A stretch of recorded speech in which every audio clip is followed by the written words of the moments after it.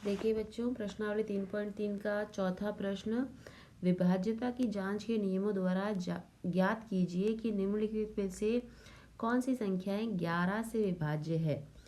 हमें पता करना है इन संख्याओं में से कौन सी संख्या जो है 11 से विभाजित होती है। अब 11 से विभाजन का नियम हमको आना चाहिए। 11 से विभाजन का क्या नियम है, फिर से समझ लीजिए एक बार। 11 से विभाजन का नियम है, कोई भी संख्या जो हमको दे रखी है, हमें उसके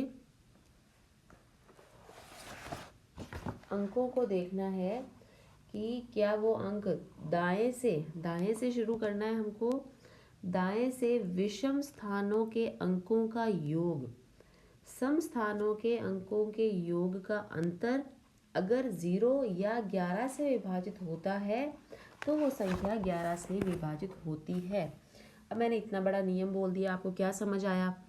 इसको प्रैक्टिकली करके देखते हैं, तब समझ में आएगा। देखिए, ये कोई संख्या है, इस संख्या के विषम स्थानों के अंकों का योग, विषम स्थान यानी ये 1 नंबर पर है ये स्थान, उसके बाद में 3 नंबर वाले स्थान को देखना है। 1 हो गया, ये दूसरा और ये तीसरा, हमें तीसरा स्थान देखना है। ये पहला और ये तीसरा, यानी 1 छोड़ के 1, उनके अंकों का योग करना है। तो देखिए क्या करना है हमको, 5 और 4 का योग, 5 और 4 का योग कितना हो गया, 9 हो गया। अब सम स्थानों के अंकों का योग करना है। सम स्थान यानी दूसरे और चौथे स्थान पर, ये दूसरे स्थान पर है और ये चौथे स्थान पर, इनके योग करके दोनों को माइनस करना है। ये भी कितना आया, 5 और 4 9, दोनों का अंकों का योग कितना आ रहा है, हमारा डिफरेंस जोड़ रहे हैं घटा रहे हैं तो अंतर कितना आ रहा है, अंतर हमारा आ रहा है 0।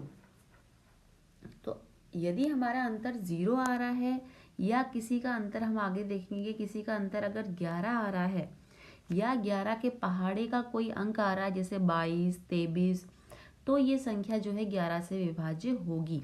तो अंकों का ये सम और विषम स्थानों के अंकों का जो अंतर है, योग का जो अंतर है, वो 0 आ रहा है यहाँ पे, तो ये क्या है, 11 से विभाज्य है। ये संख्या 11 से विभाज्य है। बस हमको यही चेक करना है। आगे का 1-2 और हल करेंगे तो आपको अच्छे से समझ में आ जाएगा। तो देखिए अगली संख्या है, थोड़ा फैला के लिख रही हूँ संख्या को इस तरह से। ये संख्या है, हमको क्या करना है, इनको जोड़ना है, इसको इसको, ये भी बड़ी संख्या है। तो ये कितना हो गया, 8 और 4 12, 12 और 1 13, 13 में से क्या माइनस करना है, इन दोनों का योग, 2 और 0 का योग कितना है, 2। तो 2 कितना आया, 13 में से 2 गया, 11 बचा, 11 बचा, 11 आना चाहिए, 0 आना चाहिए, या 11 या 11 के पहाड़े का कोई अंक आना चाहिए। तो ये क्या हो गया, ये 11 से विभाज्य है, 11 से विभाज्य है। ठीक है, अब देखते हैं सी भाग। ये संख्या है हमारी। अब इस संख्या के अंकों को देखिए, दाएं से हमको योग करते जाना है। 5 और 9 14, 14 और 3 17, 14 और 3 17, 17 और 7, 17 और 7 हो गए हमारे, 17 और 7 हो गए हमारे कितने, 24। 24 में से माइनस करना है क्या, इनका बाकियों का योग। 6 और 8 कितने हो गए, 14, 14 और 1 हो गया 15, 24 माइनस 15 कितना आता है, 9। अब ये 9 आया है, ये 11 के पहाड़े में नहीं आ रहा, तो ये 11 से विभाज्य नहीं होगा, 11 से विभाज्य नहीं है। क्यों नहीं है, समझ में आ चुका होगा, क्योंकि यहाँ पे जो अंतर है वो या तो 0 आना चाहिए, या वो क्या आना चाहिए, अंतर या तो 0 या 11 के पहाड़े का कोई अंक आना चाहिए। ठीक है, अब हम करते हैं हल हमारा डी भाग। डी भाग भी काफ़ी बड़ा है, अंक बड़े हैं, तो थोड़ा फैला के लिख रही हूँ ताकि हमको जोड़ करने में आसानी हो। ये है अंक, देखिए इकाई से दाएं से शुरू करते हैं। 8 और 3 कितना हो गया, 11, 11 और 6 हो गया 17, 17 और 0 हो गया 17, माइनस 0 और 9 कितने हो गए? 9, 9 और 1 10, 10 और 7 17, 17 माइनस 17 कितना आ रहा है? 0। तो 0 आ गया तो ये क्या हो गया? 11 से विभाज्य है, 11 से विभाज्य है। ठीक है, इसके बाद देखते हैं हमारा ई भाग। ई भाग जो है 1 2 3 4 5 6, 6 0 और ये 1, ये है ई भाग। ई भाग जो इसको हल करते हैं, देखिए कुछ नहीं करना है, इनको जोड़ते जाइए। 1, अभी तक 1, अभी तक 1, 1 माइनस 0 0 1, 1 माइनस 1 कितना आ गया? 0 आ गया। तो ये 11 से विभाज्य है। हमको सिर्फ सम स्थानों को और विषम स्थानों के अंकों का योग करके उनका अंतर करना है। ठीक है, अगला भाग एफ भाग है 1 1 5 3। ठीक है, तो देखिए 3 और 1 4, 4 और 0, 4 और 0 कितना हो गया? 4, माइनस 5 और 1 6, 6 और 9, 6 और 9 हो गए 15। तो इसको मैं 15 माइनस 4 कर देती हूँ। 15 माइनस 4 किया तो कितना आया? 11। तो 11 आया, तो 11 आने से क्या होगा? 11 से विभाज्य है, 11 से विभाज्य है। बस ये हो गया हमारा चौथा प्रश्न, 11 से विभाजन का नियम। देखिए कक्षा 6 की प्रश्नावली 3.3 का प्रश्न 5, निम्नलिखित में रिक्त स्थानों में सबसे छोटा अंक तथा सबसे बड़ा अंक लिखिए जिससे संख्या 3 से विभाज्य हो। क्या प्रश्न कह रहा है कि जो ये खाली स्थान दिए हुए हैं नीचे वाले, जैसे भाग ए में दिया है खाली स्थान 6 7 2 4, इस खाली स्थान में हमको संख्या भरनी है। कैसी संख्या भरनी है? एक में तो भरना है सबसे छोटा अंक। इसमें मान लीजिए हमने यहाँ पे सबसे छोटा अंक भरा, सबसे छोटा अंक भरा, और यहाँ पर हमको सबसे बड़ा अंक भरना है। और कौन सा सबसे छोटा और कौन सा सबसे बड़ा अंक भरना है? जिससे संख्या 3 से विभाज्य हो। जिससे सबसे, यहाँ पे अगर हम सबसे छोटा अंक, हमको वो सबसे छोटा अंक भरना है जिससे ये जो संख्या पूरी बनेगी, पूरी जो संख्या बनेगी वो 3 से पूरी तरह से विभाज्य हो। और यहाँ पर दूसरे वाले के अंदर हमको यहाँ पे ऐसा अंक भरना है इस खाली जगह में जिससे कि जो ये संख्या बने, सबसे बड़ा अंक भरना है जिससे ये जो संख्या पूरी बने, ये पूरी संख्या 3 से पूरी तरह से विभाज्य हो। तो देखिए 3 से विभाज्य कोई संख्या कब होगी? हमको 3 से विभाजन का नियम आना चाहिए कि कोई भी संख्या 3 से विभाज्य पूरी तरह से कब होगी? जब उसके अंकों का योग 3 से विभाज्य होगा। कोई भी संख्या 3 से विभाज्य कब होगी? जब उसके अंकों का योग करके जो संख्या आएगी वो अगर 3 से विभाज्य है तो ये संख्या भी 3 से विभाज्य होगी। ठीक है, तो देखिए यहाँ पे हम अंकों का योग करते हैं। यहाँ पे खाली जगह में हमको अंक भरना है, प्लस 6 प्लस 7 प्लस 2 प्लस 4 कितना आता है? देखिए 6 प्लस 7, 6 और 6 12 13, 13 और 2 14 15, 15 और 4 कितना आया? 19।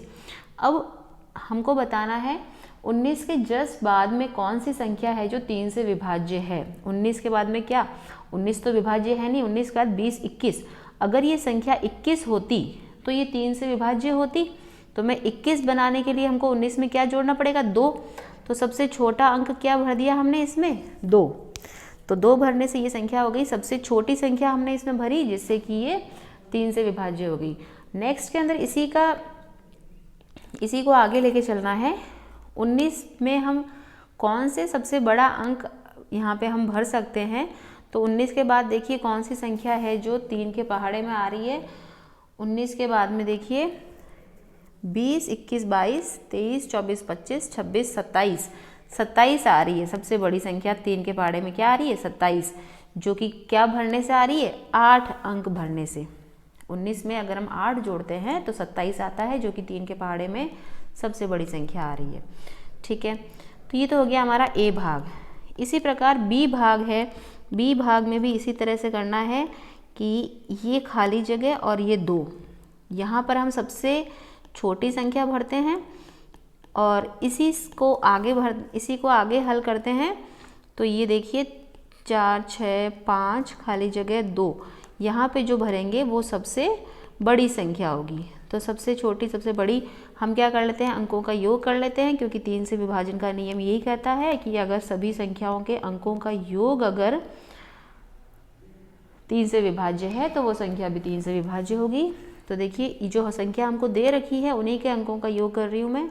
4 और 7 11, 11 और 6 17, 17 और 5 22, 22 और 2 24, 24 आ गया। अब 24 तो आ ही गया, तो यानी 24 जो है वो 3 के पहाड़े में आता है, तो हमको सबसे छोटी संख्या बनानी है। 24 आता तो 24 ही रखो, बड़ी बनाओ ही मत। तो क्या लगा दो, 0। संख्या भी 0 लगाने से क्या हुआ, संख्या भी बन गई और सबसे छोटी संख्या बन गई जो 3 के पहाड़े में आ रही है। और सबसे बड़ी लगानी है, सबसे बड़ी लगानी है तो हम यहाँ पे इसमें क्या जोड़ देंगे, 0 सबसे छोटा अंक हो सकता है और 9 सबसे बड़ा अंक हो सकता है। 4 + 7 + 6 + 5 + 9 कर दें और यहाँ पे सॉरी ये 2 है, यहाँ पे ये 2 कर दें। तो ये कितना आ रहा था पहले, 4 + 7 11, 11 और 6 17, 17 5 22, 22 और 22 23 24, 24 और 24 25 24 34 33, अंकों का योग कितना आ गया, 33। 33 भी 3 के पहाड़े में आ रहा है, तो यहाँ पे अंक कितना आ गया, 9 आ गया। सबसे बड़ा अंक हम इसमें क्या लिख सकते हैं, 9 लिख सकते हैं। तो ये हो गया हमारा प्रश्न संख्या 5 पूरा। देखिए कक्षा 6 की प्रश्नावली 3.3 का प्रश्न संख्या 6, निम्नलिखित में रिक्त स्थानों में ऐसा अंक लिखिए ताकि संख्या 11 से विभाज्य हो। हमको क्या करना है, ये जो ए भाग है देखिए 9 2 खाली जगह 3 8 9, इस खाली जगह में हमको ऐसा अंक लिखना है जिससे कि जो ये नई संख्या बने, ये संख्या किससे विभाज्य हो, 11 से विभाज्य हो। तो देखिए 11 से विभाजन का नियम आपको पता ही होगा, पहले वाले प्रश्न हम कर चुके हैं इसी के बेसिस पे। एक बार फिर से बता देती हूँ शॉर्ट में कि कोई भी संख्या 11 से तब विभाज्य होती है जब उसके विषम पदों का योग और सम पदों का योग का अंतर जो है वो या तो 11 हो या 0 हो, या 11 के पहाड़े का कोई अंक हो। तो देखिए इसके विषम पदों का योग देखिए, जैसे ये, ठीक है, पहला पद, तीसरा पद, फिर चौथा पांचवा पद, इनका योग कर लेते हैं। कितना होता है, 9 और 3 12, 12 और 2 14, 14 और इसके ये दोनों बाकी जो पद बच गए, 9 प्लस यहाँ पे कुछ जो संख्या आएगी वो प्लस ये 8, तो ये संख्या क्या आएगी वो तो हमको नहीं पता, लेकिन 9 और 8 का योग कितना हो गया, 8 8 16 17, 17 हो गया। यानी अब यहाँ पे हम 17 में क्या जोड़ें कि जो संख्या बने यहाँ पे उसमें से 14 घटाएं तो 11 आए। हमारे पास यहाँ पे क्या संख्या है, 17 आई। इन दोनों को योग करने से किसको, 9 को और 8 को योग करने से क्या आया, 17 आया। अब हम 17 के अंदर, कहने का मतलब 17 में हम ऐसा क्या जोड़ें कि जो संख्या बने उसमें से 14 घटाएं तो हमारा अंतर कितना आए, 11 आए। तो देखिए 17 के अंदर अगर मैं 8 जोड़ती हूँ, मतलब यहाँ पे 8 अंक लिखती हूँ, तो 17 में 8 जोड़ने से क्या आ रहा है, देखिए 5 25 25 आ रहा है। 25 में से अगर 14 घटाते हैं तो 11 आता है, हमको 11 ही चाहिए, यानी हमको यहाँ पे अंक क्या आ जाएगा, 8। हमारा अंक क्या आ गया यहाँ पे, 8। इसी तरह से हमको ये बी भाग करना है, 8 खाली जगह 9 4 8 4, ये खाली जगह में हमको फिर से इसी तरह का अंक लिखना है। तो देखिए हम विषम पदों का दाईं तरफ से विषम पद गिनते हैं, ये पहला और तीसरा, ये हमको नहीं पता है क्या होगा, तो ये हो गया 4 और 4 8, 8 तो है ही है, इसमें कुछ और भी अभी हमको ऐड करना है। फिर ये है 8 और 9 और ये 8, इनको योग करना है, 8 8 16 24 और 1 25, 25 माइनस 8। अब हमको 8 के अंदर कुछ और जोड़ना है, क्यों, क्योंकि 8 के अंदर हमने ये देखिए 4 और 4 8 हुआ, और इस पद को भी हमको जोड़ना था। तो कहने का मतलब इस 8 के अंदर मैं और क्या जोड़ूं जिससे कि यहाँ पे जो संख्या बने वो संख्या 25 में से माइनस हो तो उत्तर 11 आए। ठीक है, ये बोला मैंने। तो देखिए 25 में से मैं क्या, पहले तो बता दीजिए मुझे 25 में से मैं क्या माइनस करूं कि मेरे को उत्तर में 11 मिले।